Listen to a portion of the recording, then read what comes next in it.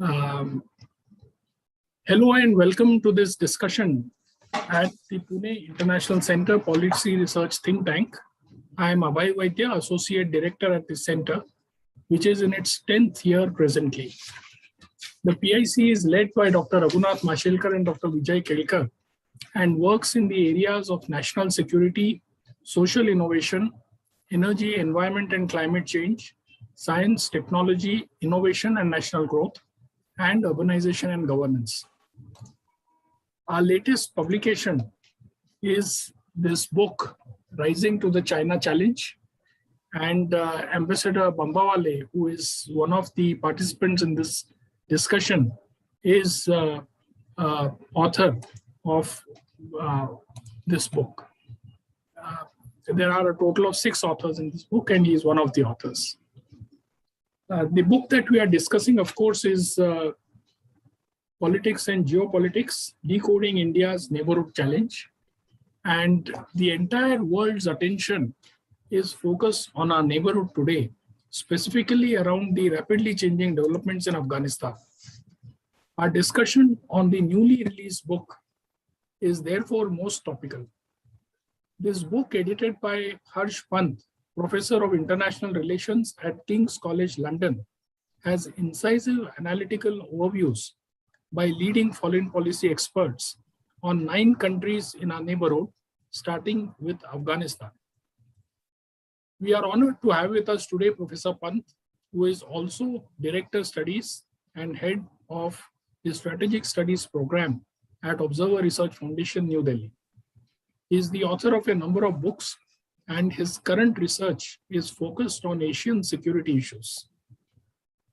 We also have with us the former Indian High Commissioner to Bangladesh, Ambassador Pinak Ranjan Chakravarti, who has authored the chapter Bangladesh, a Golden Chapter in Bilateral Ties, and Ambassador Bambawale, the former Indian Ambassador to China, Bhutan, and High Commissioner to Pakistan.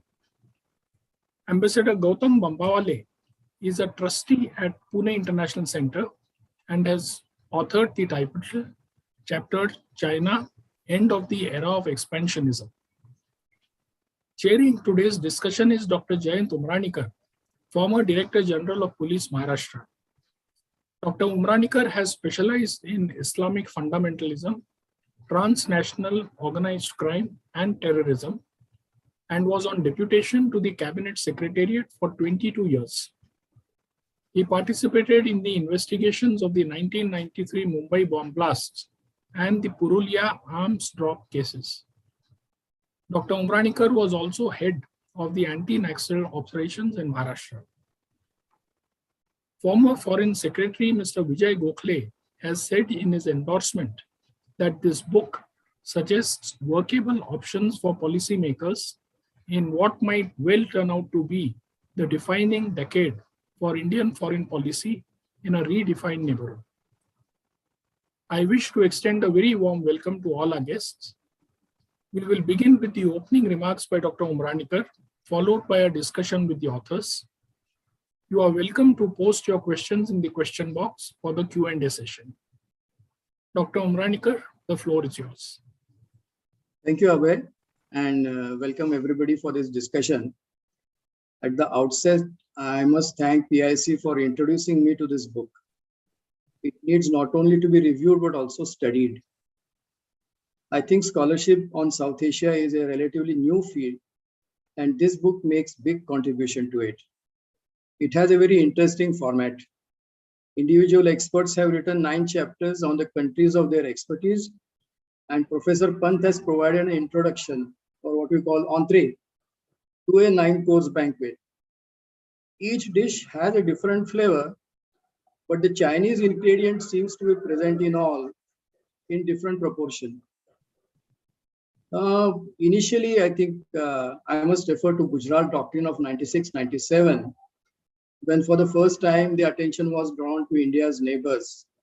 And the doctrine said that we have to build trust between India and its neighbors. And then recently we had Modi government's initiative of Neighborhood First policy. It has really made this book very topical and it should be considered as an essential resource material for any South Asian scholar. The very idea of South Asia has undergone change. Earlier, it was known as the Indian subcontinent, and now it is called South Asia. Earlier, we also had Indochina, which now is being called as Southeast Asia. Is this merely a correct geographical description? Then why not call South China Sea as South Asian Sea? So there is some politics also involved in naming geopolitical areas. For example, we now have Indo-Pacific Maritime Geography as a widely accepted term as it suits certain big power interests. The British Empire was expansionist and had kept all the Indian borders vague by drawing lines, McMahon, MacDonald, Durand, etc., which are disputable and lie at the root of many issues plaguing this nation. The British possibly had ambitions to push the frontiers further, to expand empire, and now India is witnessing those apprehensions by our smaller neighbors. At the same time, we have similar worries about China. China became our neighbor because it took over Tibetan buffer without giving anything in return to India.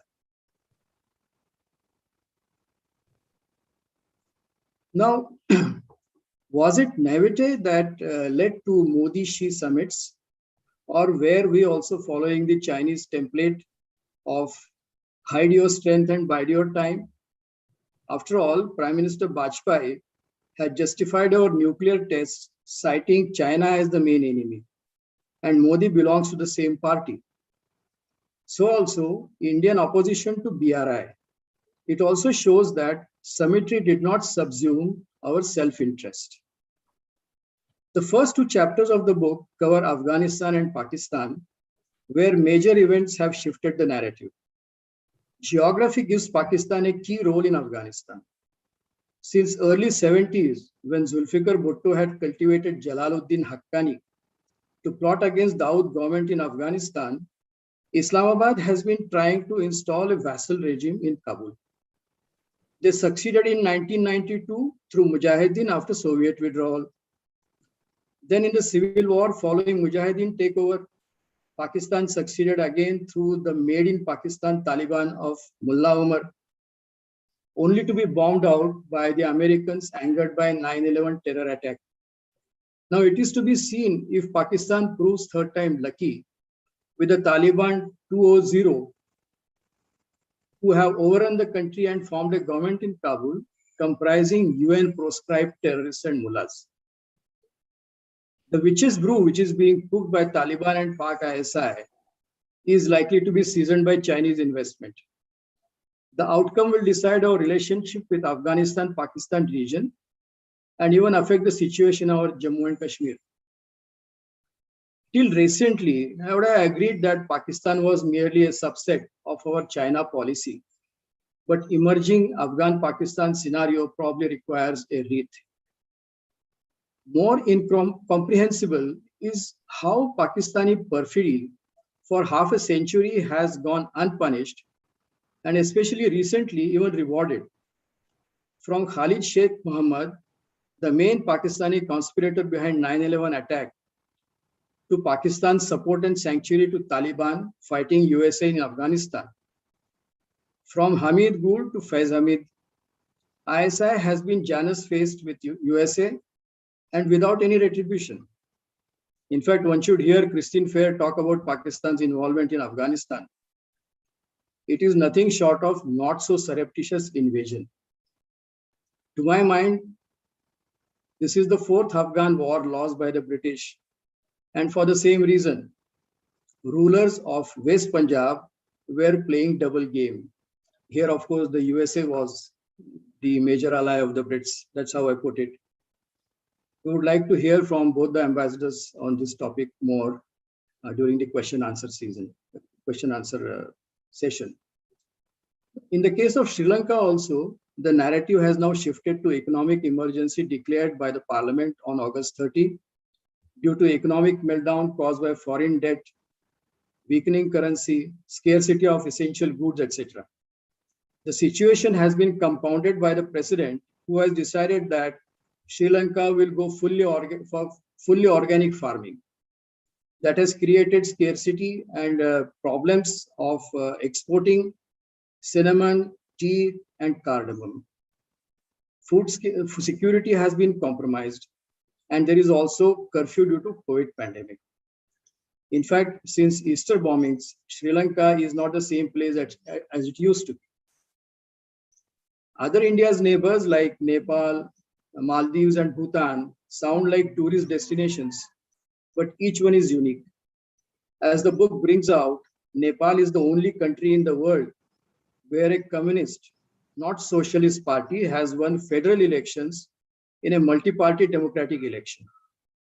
Nepal has signed MOU on BRI with China, whose influence in Nepal seems to be increasing.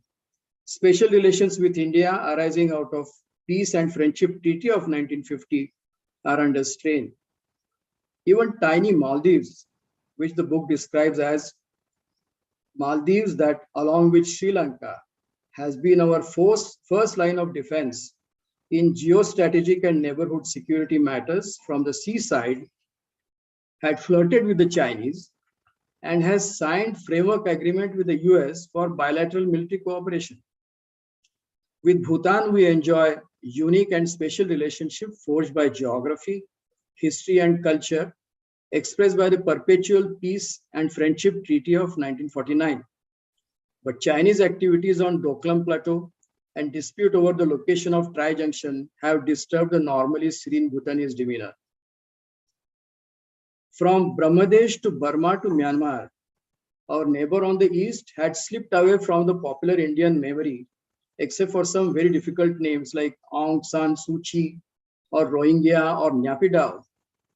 But look east and act east policies of Indian government, the retaliatory surgical strikes of 2015 have brought Myanmar back into the focus. India has established a pragmatic and working relationship with the military rulers because Act East policy now dovetails with India's Indo-Pacific strategy to check Chinese aggressive ambitions in the region. As mentioned by Ambassador Mukhopadhyay, officially China has never figured in India's look or Act East policies, but its very exclusion is an indication of China's presence in absentia. I would not like to comment on China and Bangladesh because we have two experts who will be following me. I will request Ambassador Bambawale to start his presentation on China. Thank you very much. But I think before I speak, we should invite Professor Harsh Panth, who is the editor of this book, and who has who has conceived the book to give his remarks. Professor Panth, I'll hand the floor to you, please. I'm sorry, Professor Panth, I should have given it to you first.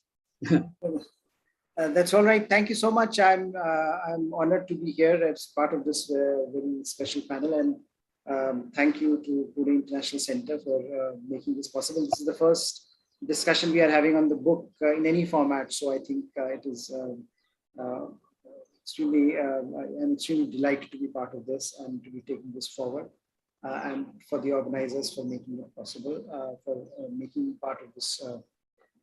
For making me sit with a very esteemed panel, two of whom, of course, are part of the book. And as Srijant and Mika was just describing, we have tried in the book to cover 9 countries of India's neighborhood. And the idea, not surprisingly, was to look at India's neighborhood because of all that was happening and that is happening in today's context, from China to now AFPAC region. There is much, neighborhood has been a constant in terms of our engagement with Indian foreign policy requirements and its priorities. So that is, and let me also take this opportunity to thank all the contributors to the volume who actually made this book possible, because everyone, all the contributors are experts in their fields, it was a very easy process, seamless process to bring this book out. But I think the idea was to look at primarily the evolution in bilateral relations over the last 7 or 8 years since the Modi government's coming to office. Partly because the Modi government came to office and has been talking about neighborhood first, and of course Mr. Modi's invitation to all the SAARC members to his first inaugural was in some ways, and I think since then we have seen continued engagement with our neighbors at a level which perhaps also justifies the engagement with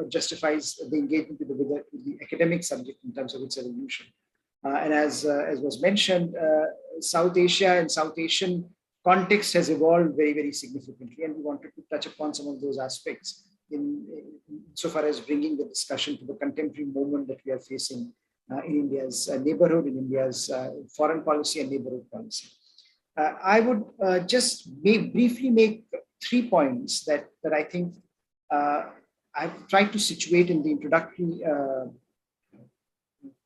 chapter, because I think they also then dovetail with various chapters, because those themes come out again and again, whether it is China or whether it is China Sino-Indian contestation in these countries, and those in some ways those 3 points have been reshaping the discourse on South Asia and India's role in South Asia and what it means. What does South Asia mean in today's context? I think that is also important.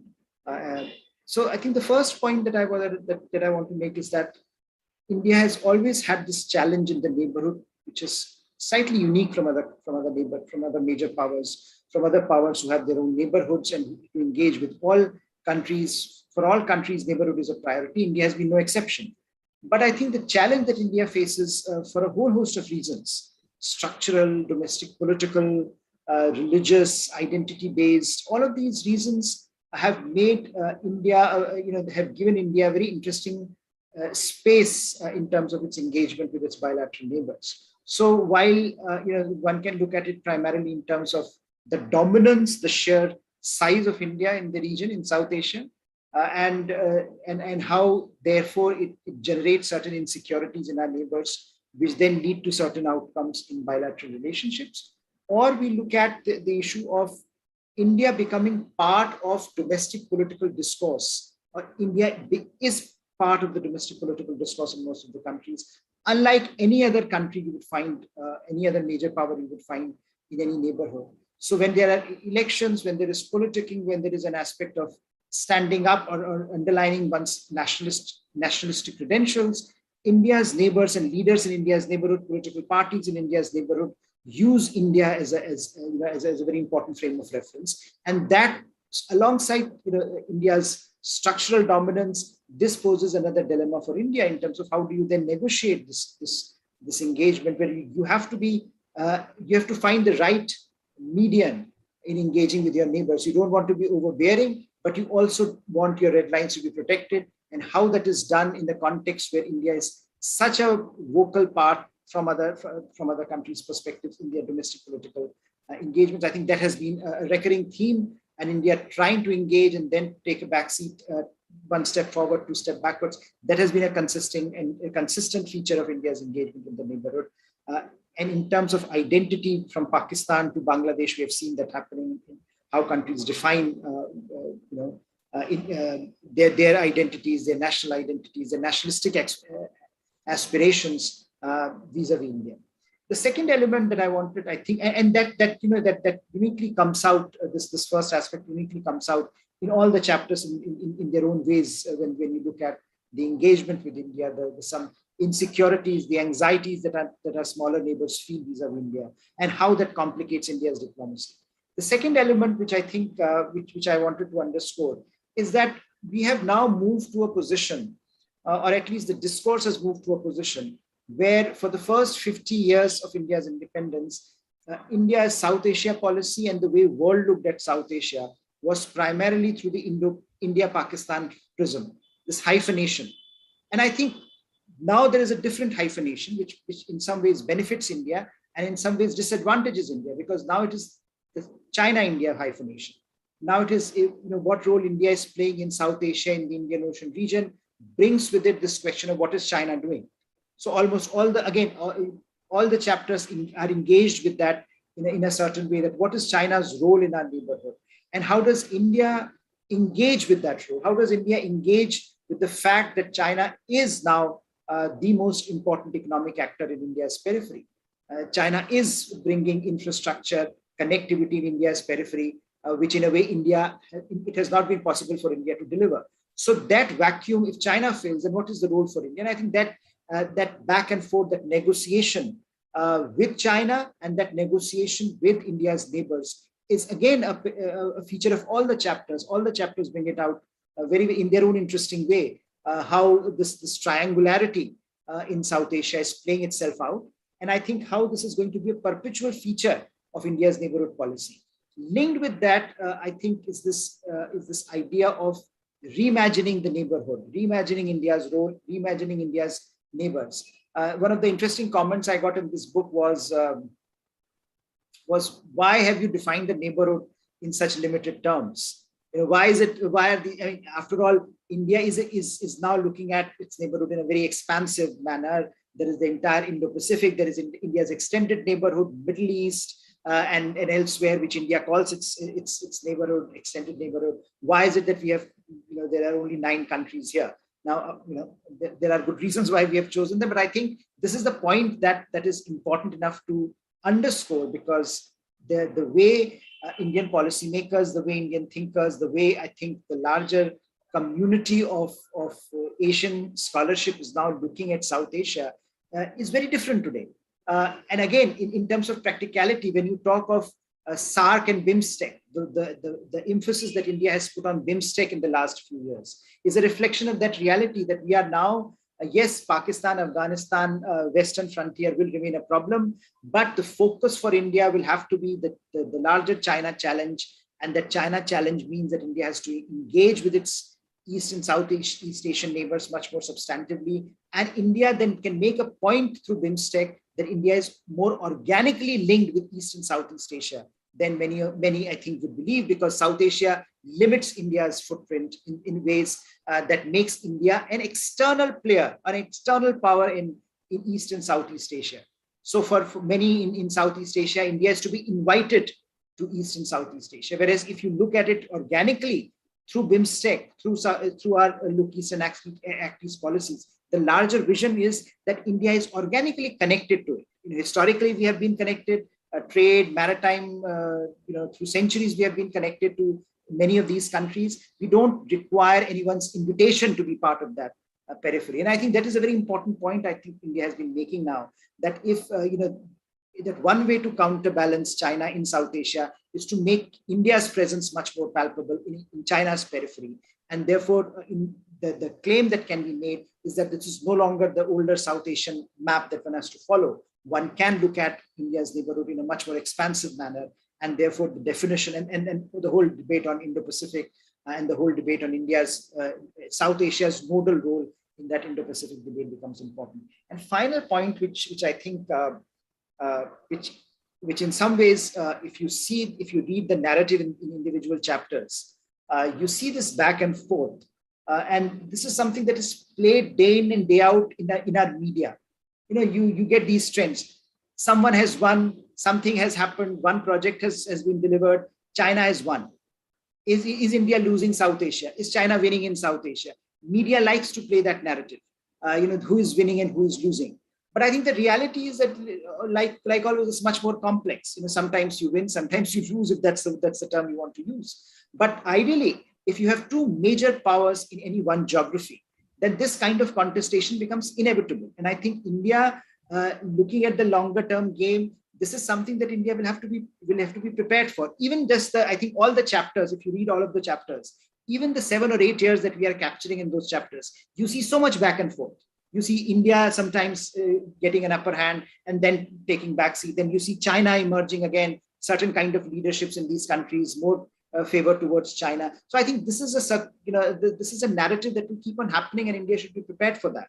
And that the larger reality in South Asia, in the wider, I think India's extended neighborhood, would be that at times, you would feel that China is the most important player, or that for individual leaderships, for individual countries, at times China will look like to be the more important partner, but at others, India would look like to be a more important partner. So I think this circularity in that engagement is perhaps one of the more interesting aspects, which I think just a few years back this was missing.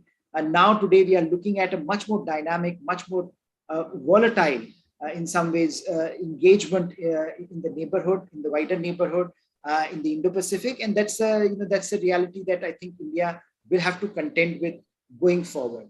So those are some of the points that I think come out in individual chapters, and some of the aspects that I tried to highlight in the introduction.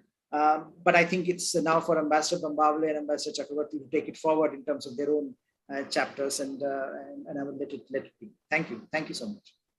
Thank you so much, Professor Panth. We are very fortunate to have with us Ambassador Pinak Ranjan Chakravarti, who has been a former Indian High Commissioner to Bangladesh.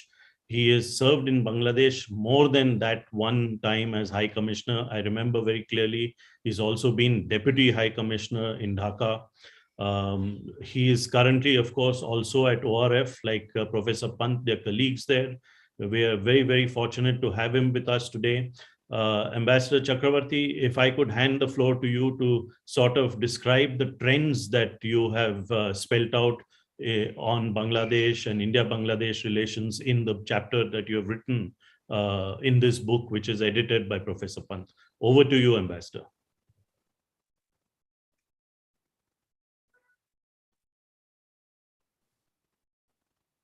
I have unmuted myself. Can you hear me now? Yes, we can hear you loud and clear. Thank you. Well, it's good to see you. Good to be on the same platform with you, Gautam and Harsh, and all of you. And thank you for having me. Gautam, I remember our association for many, many years together in the Americas division when we were wrestling with so many issues at that time. This is before the nuclear agreement and all the good things that happened later. But let me go back to Bangladesh, because I think Harsh has laid out the template of our relationships that we have.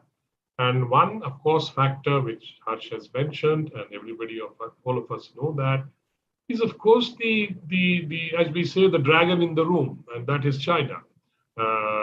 That's the 900-pound gorilla that is now trying to muscle his way into a space where we had always thought that we had some primacy.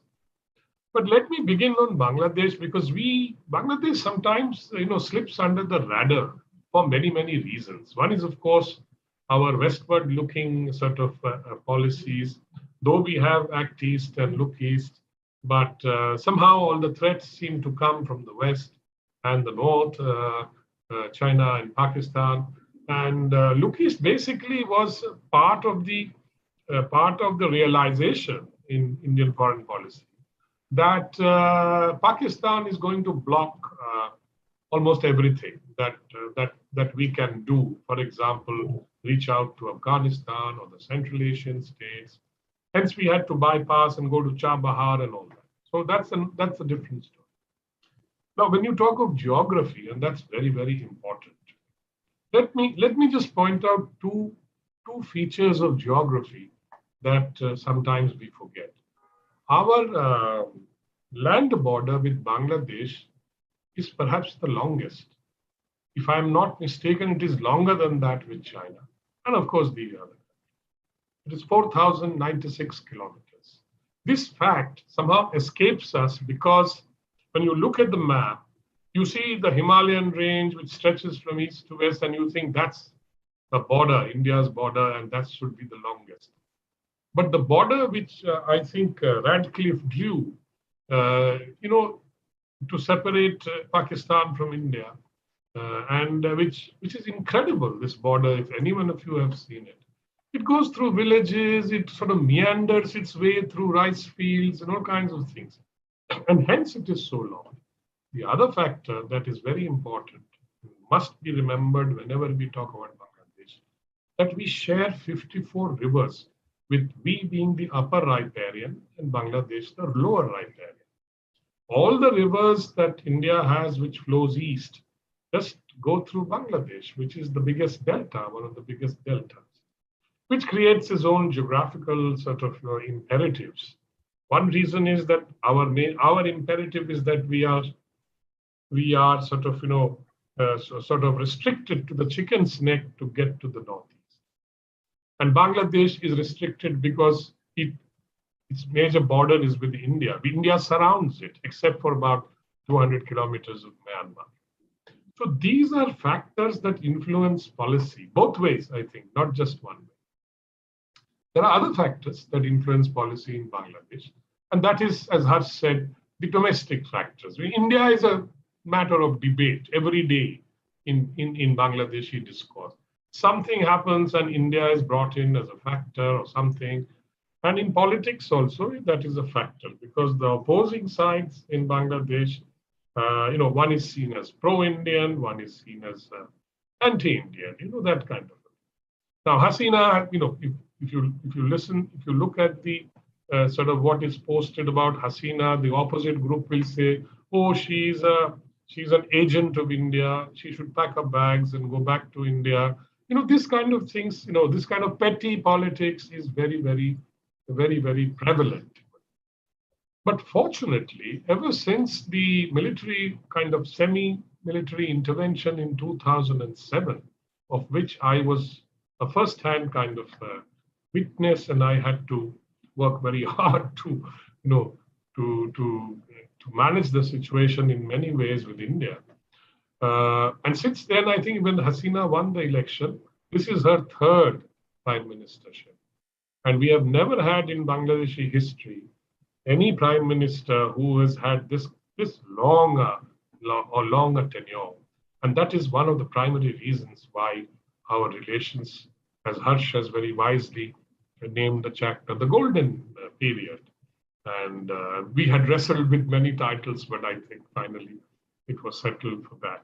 And indeed it is. And, half a century of India-Bangladesh relations has been celebrated. And so today Bangladesh has been independent for almost double the period it was East Pakistan.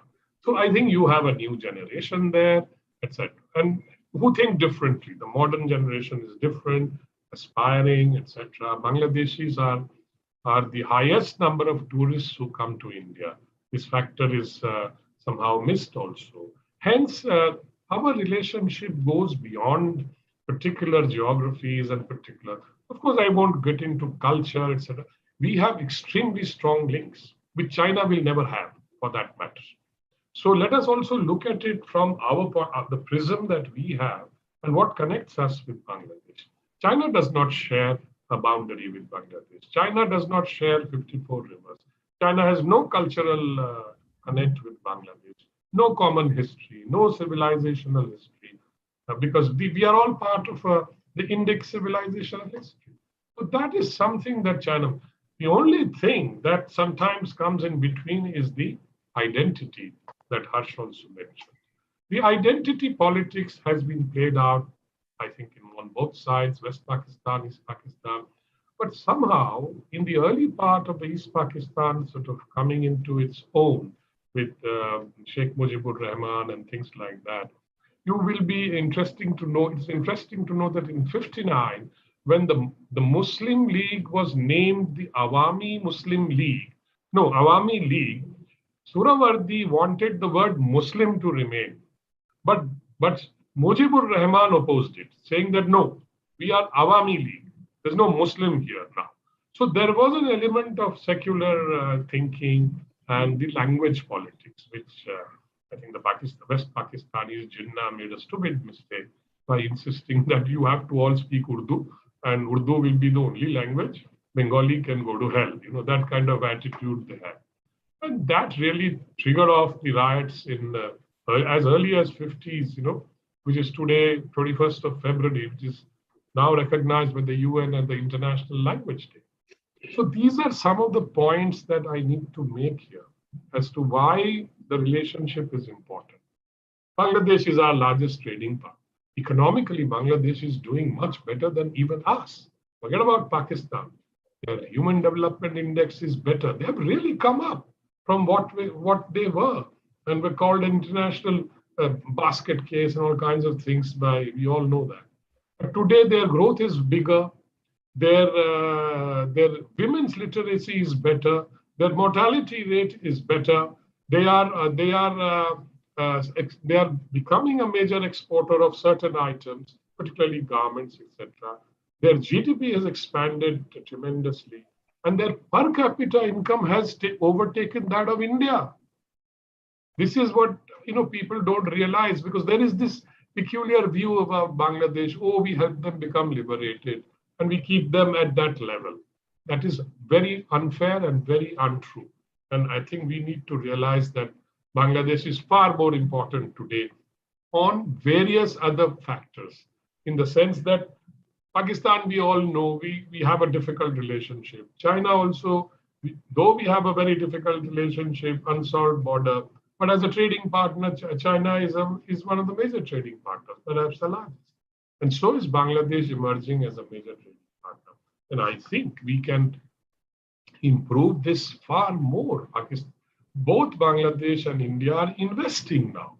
So the kind of relationship that has grown is largely now economic and people to people. And the political element is not much important now, because Bangladesh has matured as a political entity. So we don't have that problem anymore here. I mean, and the army, the only thing, the remote nth problem which in Bangladesh we faced in the late, is the intervention of the army. But that also today is much less, because the Pakistani trained officers who have all retired.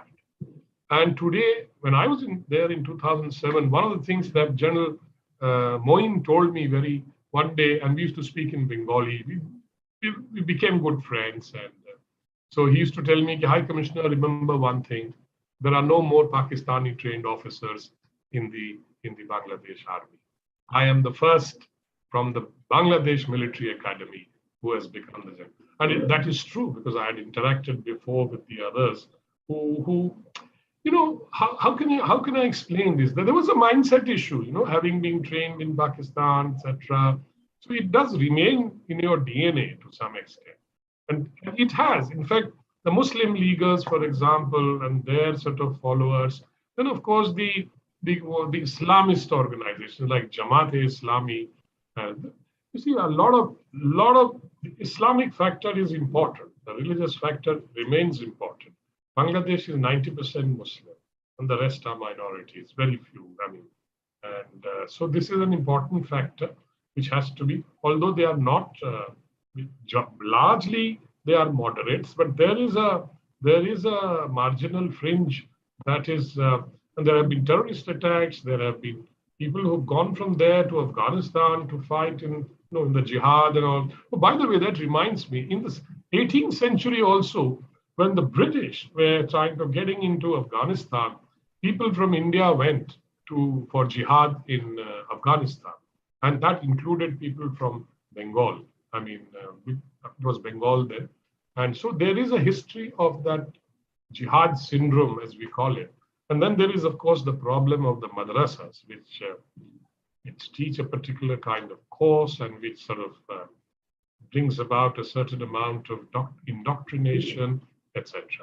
And these mullahs who sort of, who teach them, do give them a particular outlook in life, the usual thing about kafirs and, all that kind of stuff. And India is supposed to be Hindu and kafir and all that.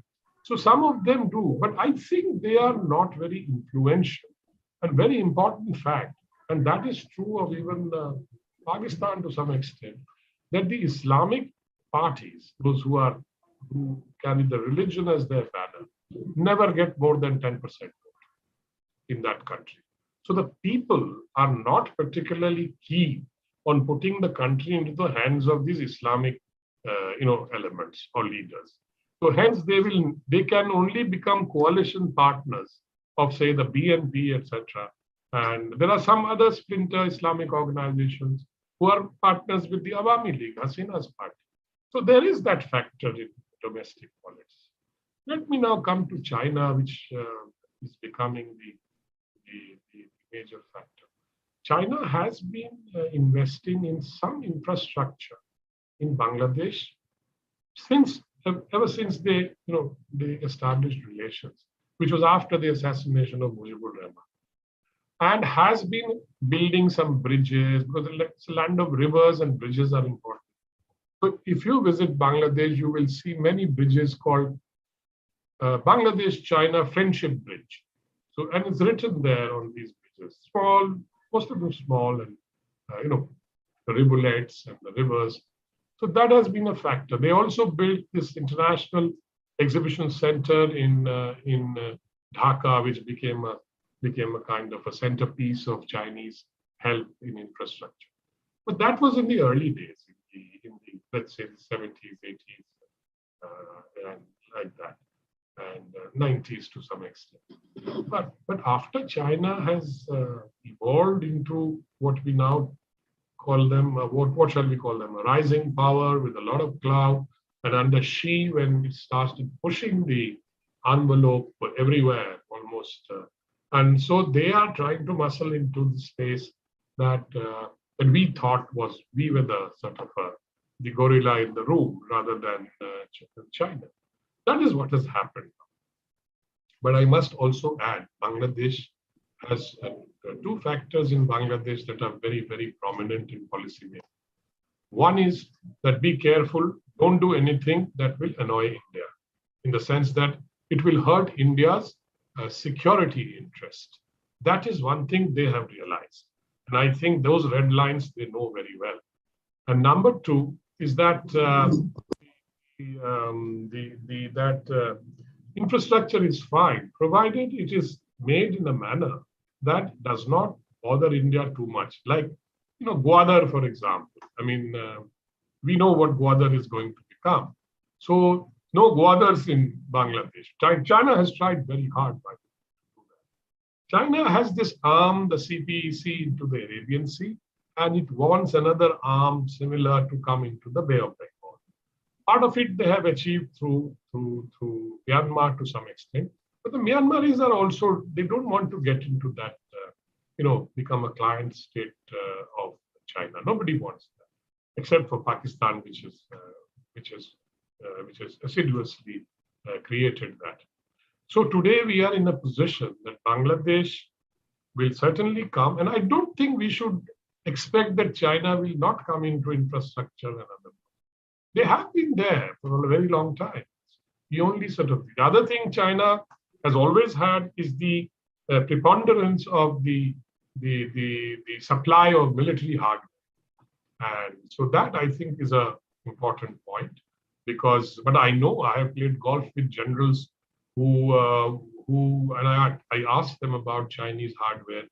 He says, what can we do? They give it us at such cheap rates, etc. So we bought them. I said, well, how good they are. So he looks at me and smiles. He said, what can I tell you? They're not very good.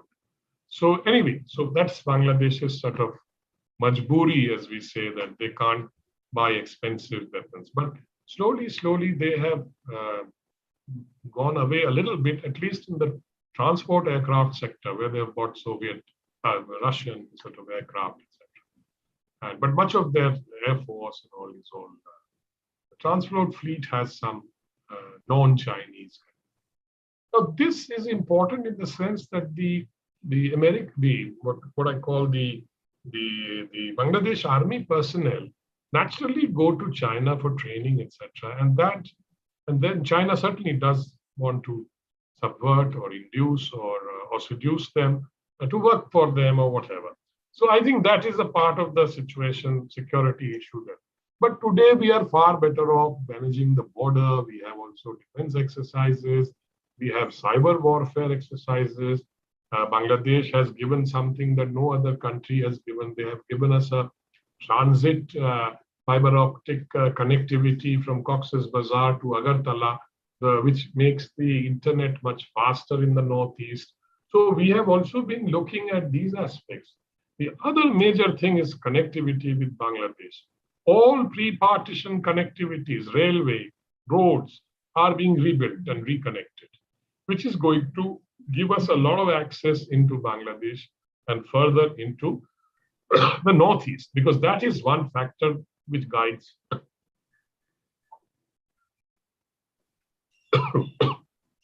our foreign policy. We have the coastal shipping agreement where cargo can go to Chittagong and from there into Agartala. I'm sorry, I've got a bad throat. We must wind up also, sir. Yeah, I think so. So let me, it's a good time to wind up also. Yes, thanks for. So what I was trying to say is that Bangladesh must get a far higher profile in our foreign policy than that has been given. That is very important factor. It's a very important country for us on our eastern seaboard. I'll stop. Thank you, Ambassador Chakravarti. Very interesting facts you have brought out. There was a comment in the book that much of the diplomatic relations depend on the present dispensation in Bangladesh, but I think that whole aspect has been covered by you so well. I think we are well placed to have better relations with Bangladesh. May I now request Ambassador Bombawale to start his presentation on China. Thank you very much, sir.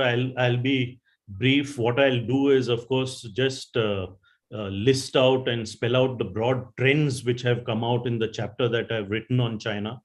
As Professor Harsh Panth said, that he wanted the book to cover the period roughly from 2014 to the present, which broadly covers the period of the Modi government, of Mr. Modi being Prime Minister of India. Now, when Mr. Modi became Prime Minister in 2014, he inherited a certain structure of India-China relations. There was a certain template of India-China relations which existed, which is that we will continue to talk about the boundary on the one hand, we will continue to maintain peace and tranquility on the border on the one hand, and on the other hand, then the trade, the economic relation, the people-to-people ties, the travel, tourism, etc., education exchanges will increase. So when Mr. Modi came to office, of course, with his usual gusto, he threw himself into the relationship, into this template which the relationship was in. And it was in this kind of template right since December 1988, since the visit of the then Prime Minister of India, Mr. Rajiv Gandhi, to China. So for almost 25 odd years, this template had existed. So in 2014, you had a visit by President Xi Jinping of China to India. We remember how he was greeted by Mr. Modi in Ahmedabad first, and how they sat on one of these Gujarati swings, etc. In 2015, Mr. Modi himself went to China and was similarly greeted first in Xi'an. There were a large number of agreements which were signed between the two countries. But even as the relationship continued in this old template, as I call it, the tensions in the relationship, the areas of cooperation as well as the areas of competition were becoming apparent. So when Prime Minister Modi received President Xi in India in 2014, we know that even during the visit, we had the dust up at Chumar, which was also in Ladakh, between Indian and Chinese troops. The previous year, 2013, which was before Mr. Modi, we had a similar dust up in another location in eastern Ladakh. There were other pulls and pressures in the relationship. For example, the Chinese were blocking India's entry into the nuclear suppliers group. The Chinese were blocking, terrorists whom India wanted listed in the United Nations Security Council under Resolution 1267. They were blocking those. And there were other points where the two countries were, of course, not seeing eye to eye. The BRI, for example, being one very important, the Belt and Road Initiative being an important point of difference. Then, of course, you had 2017, the dust up in Doklam in Bhutan. And it was apparent to both sides that there were, the old template in which the relationship was framed, in which the relationship was moving since December 88, was no longer, was fraying at the edges. And it was no longer possible. You would require a new template for India-China relations, because India had changed, China had changed, and also the rest of the world had changed. And this was the effort which was begun in 2018 when Prime Minister Modi visited Wuhan for the informal summit. It was an effort to create or to find or to search out a new template for the relationship. So you had these two informal summits, 2018 in Wuhan and 2019 in Chennai. But even as a search for a new template, a new modus vivendi for the relationship continued, the Chinese, of course, moved their army. The PLA moved in April of 2020 or early May of 2020, if you wish, into Eastern Ladakh. And that, of course, standoff continues even today, even though there has been disengagement in certain pockets. And the implications of that move, of the military move that the Chinese made, are very far-reaching. They're far-reaching because of the fact that the Chinese gave up the old template of maintaining peace and tranquility on the border, searching for a border resolution while letting the rest of the relationship move ahead. And once they had broken that template by their moves, by the moves of the PLA in Eastern Ladakh, then you found that the rest of the relationship has also been negatively impacted. And even as we speak, the relationship has deteriorated greatly and will continue to deteriorate as long as the Chinese PLA do not vacate what they have done in Eastern Ladakh and do not restore the status quo ante. And there are no signs and no signals at all that they want to restore or they will restore the status quo ante. So India-China relations are petering or are deteriorating even as we speak. They have already deteriorated over the past 2 years. They're going to move further down. And even as we speak, I'll end with this idea that, though of course you have to read the chapter and you have to read the book because it's an excellent book. All my co-contributors, including Professor Panth and Ambassador Pinak Chakravarti, have made sterling contributions. I would strongly endorse that you buy the book and read it. But my last point is that with what has developed in Afghanistan, we not only face a two-front situation with Pakistan and China, but we also face a three-country situation, which is you have ranged against you not just China and Pakistan, but also Afghanistan. And with the strategic depth that both these countries, China and Pakistan, obtain in Afghanistan, the difficulties for India, of course, have increased. I'm going to stop there, Mr. Umranikar, hand it back to you. There are a lot of interesting questions in the chat box. I'll hand it over to you, sir.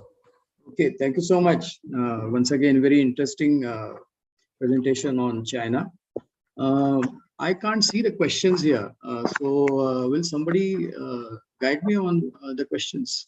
Yeah, maybe I'll take it up. Professor Panth, there's a very interesting question from Kalpit Mankikar, who's also from the ORF. I think he's in the Mumbai chapter of ORF. But he asks, and I think I'll address the question to you because it's about the Taliban, etc. How do you see the trajectory of ties between the Islamic Taliban and the anti-Islamic Chinese Communist Party?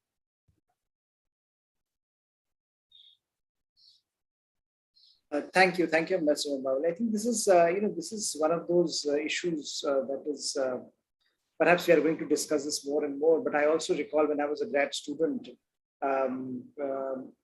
this was a point that Huntington had touched upon. And that ultimately you will have the cynic civilization and the Islamic civilization working together. So just to make an academic point that this is something that people have touched upon before, but we are looking at its operational practicalities in front of us today.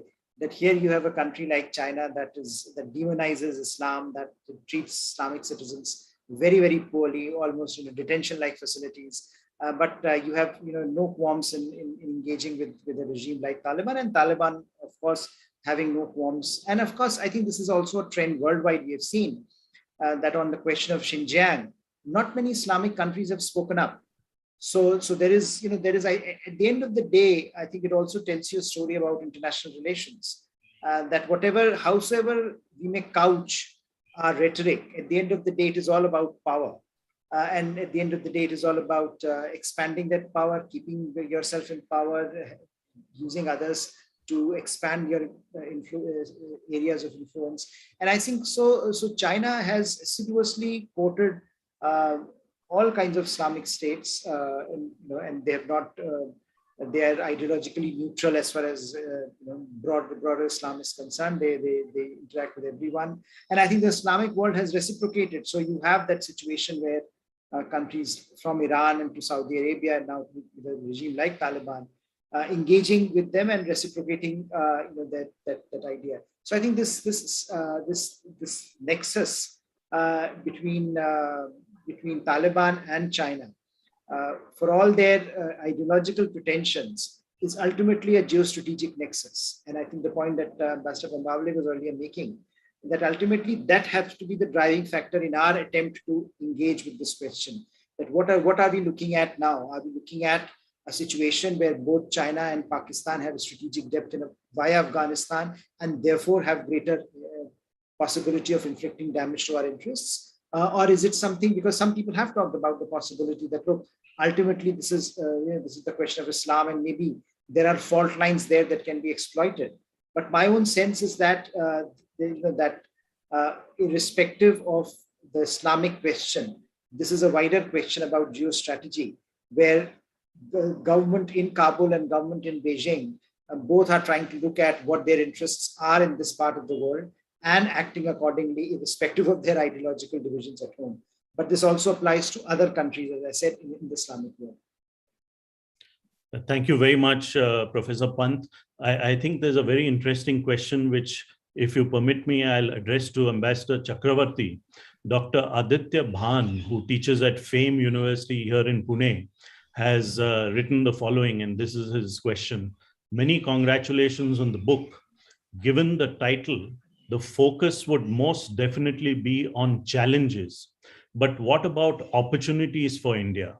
And Ambassador Chakravarti, would you like to speak about the opportunities for, say, India in Bangladesh or with Bangladesh?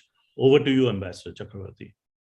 Gautam, challenges, there were many, and I think we have overcome some of the crucial challenges which relate to, say, the maritime border and the land border, etc. So today we don't have any territorial irritants with Bangladesh, which is a major achievement in my view, because we've always struggled with that for many years. Opportunities are plenty. Bangladeshis are coming up, as I mentioned, as an economic actor, not only here, but in the eastern side also. But Bangladeshis also have a problem.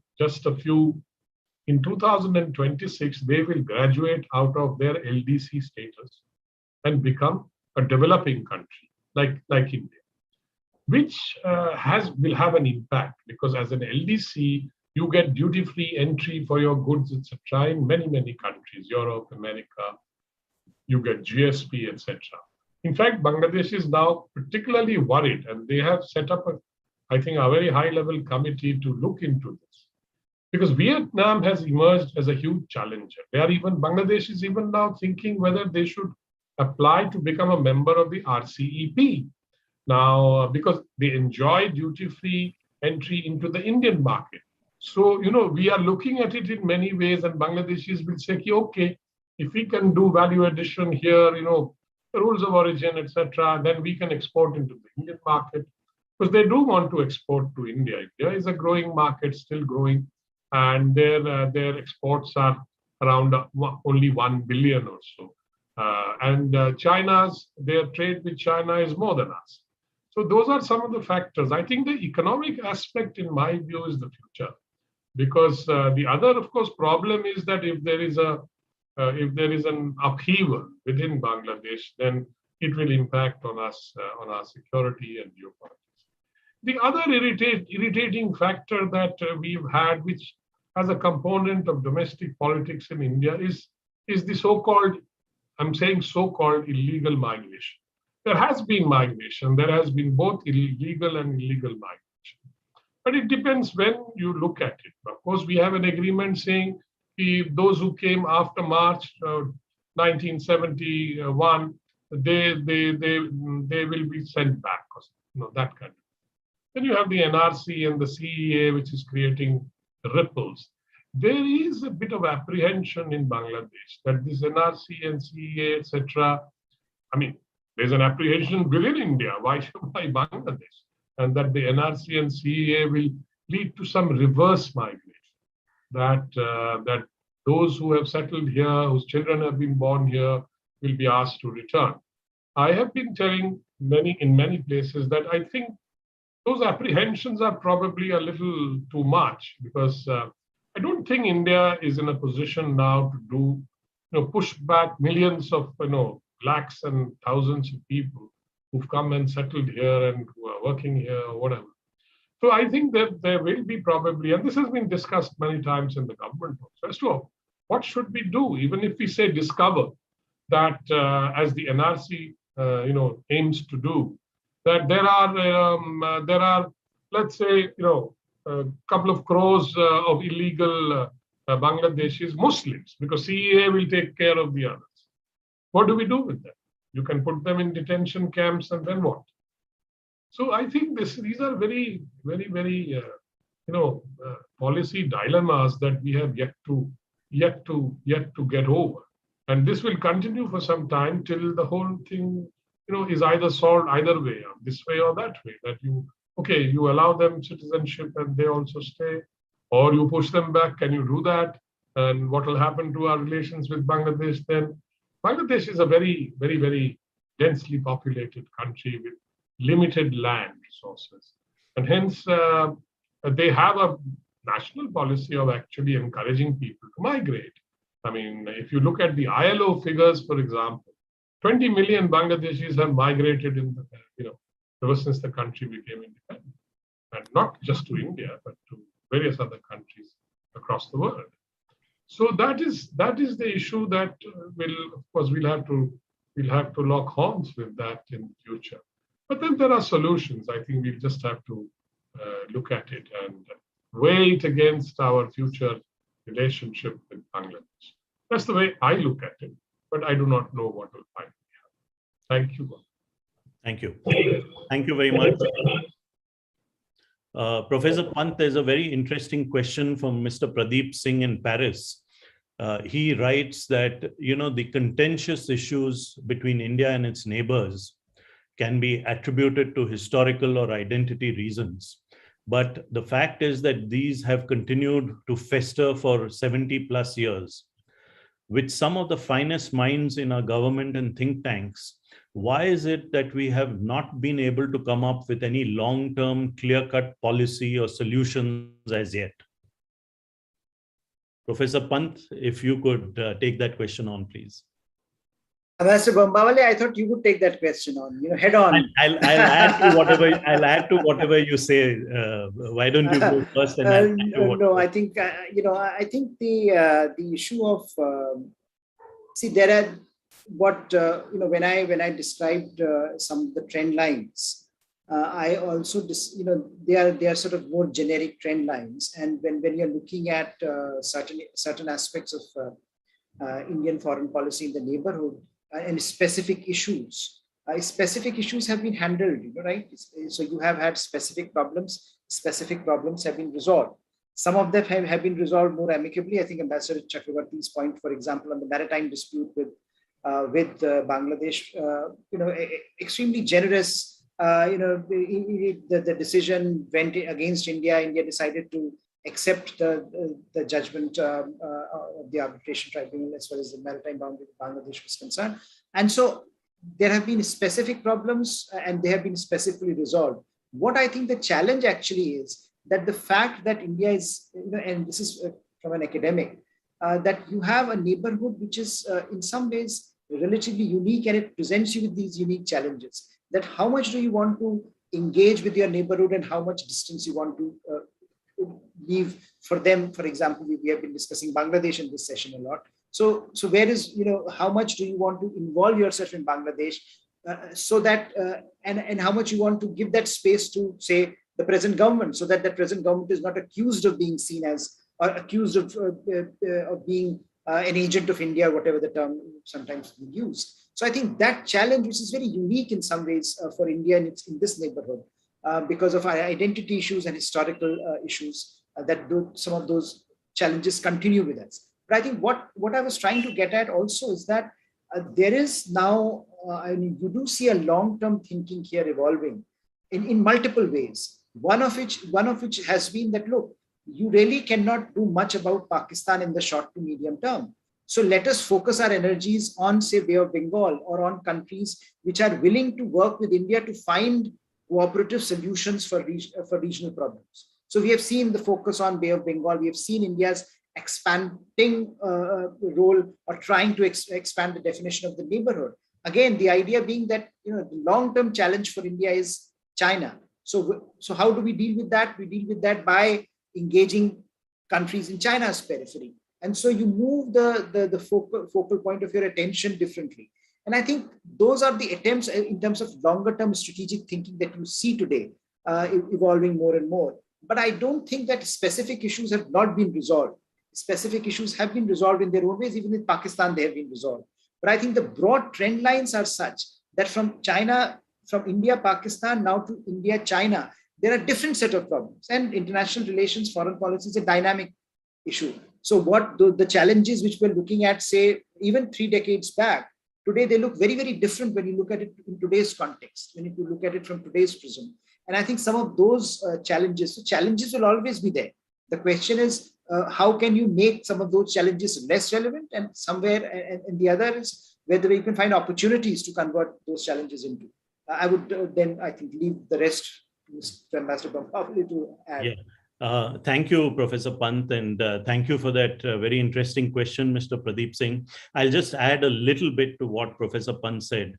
And, in answer to your question, I can say very clearly that there is a long-term, clear-cut policy for which will enable India to strengthen its partnerships with its neighbors in South Asia.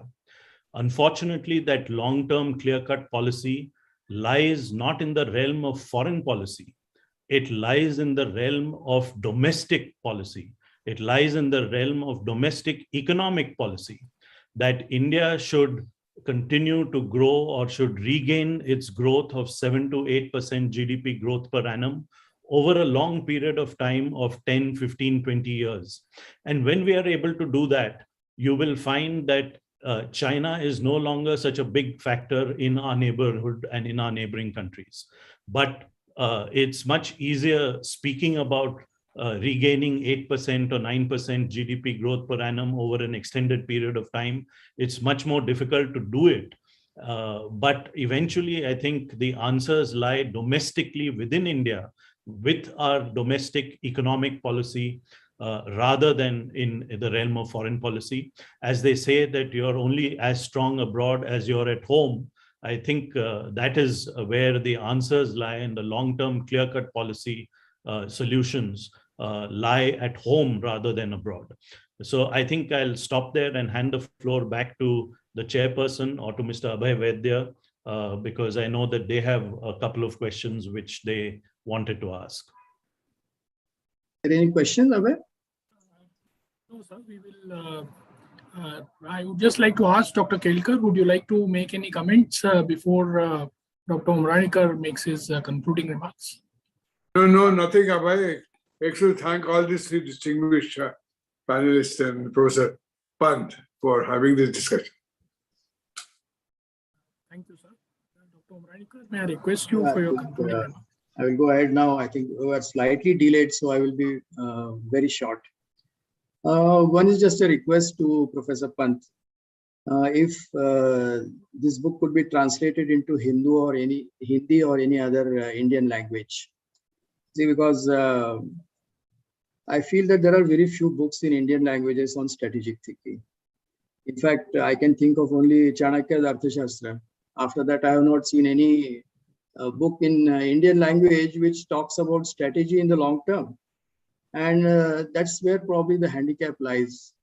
Whatever books you bring out through ORF, it will be extremely useful for everybody if they are translated into Indian languages. And I will make the similar request to Pune International Center also. Why concentrate only on one language?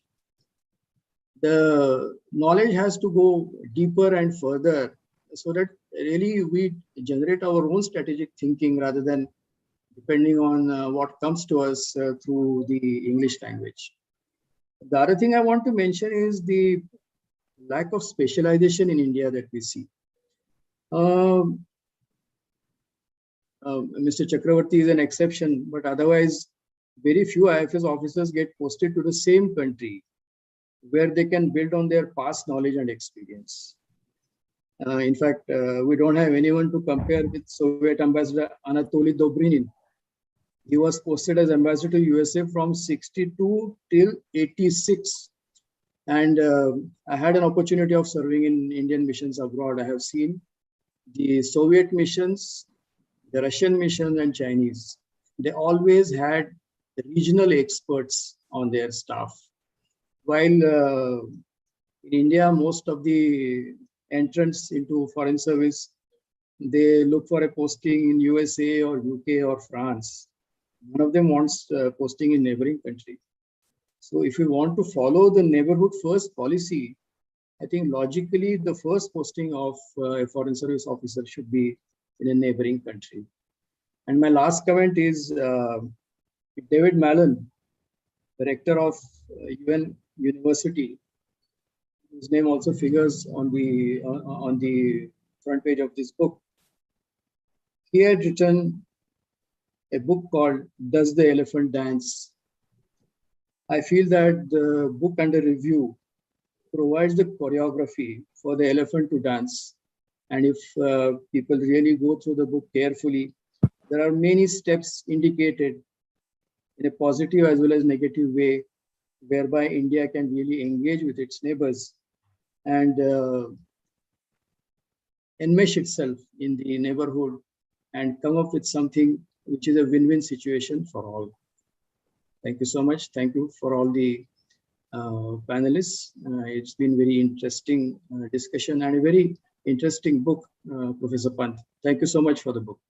Thank you so much. And just if I can add, ORF actually has ORF Hindi, ORF Bengali, ORF Marathi. So I would urge if readers are interested, there is enough substance. Are they publishing the books also? No, not the books, but there is our websites are in 3 languages now. So ORF Bengali, Marathi. Some papers are translated. Yeah, some papers are also translated, but certainly not the books. But not the books. I think that's a very valid point. It's a very valid point. Absolutely.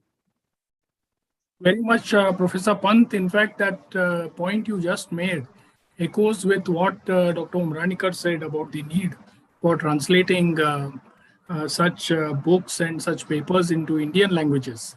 And Dr. Umranikar, thank you for chairing this session and for making this valuable suggestion about making such material available in Indian languages and on the need for specialization. Professor Panth, we discussed the challenge of the fact that India has entered into an era of a redefined neighborhood. And the point that you emphasized, that now it is the new hyphenation of China-India relationship.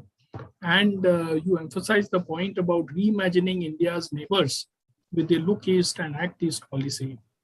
Ambassador Chakravarti, the very bright spot between India-Bangladesh relations and your chapter, very beautifully titled Golden Chapter in Bilateral Ties. And indeed, there's a growing respect in India for Bangladesh. And we understand much better now with the points that you made in your presentation. And Ambassador Bambawale, thank you very much for highlighting the rising challenges of Sino-Indian relationships and the challenges therein. We, of course, touched upon the issues relating to Afghanistan. I wish to thank all our speakers. And before we close this session, I would like to mention that our next session is on 18th September at noon with Mr. T.R. Dungaji, who is associated with the Tata firms for over 55 years. And he will be speaking on Jamshedji Nasarwanji Tata, an industrialist of another ilk. Please do join us in that event on September 18th. With that, I would like to thank all our speakers once again and wish all of you a very good evening. And also thank you for your questions. Thank you very much. Thank you. Thank you. Thank you.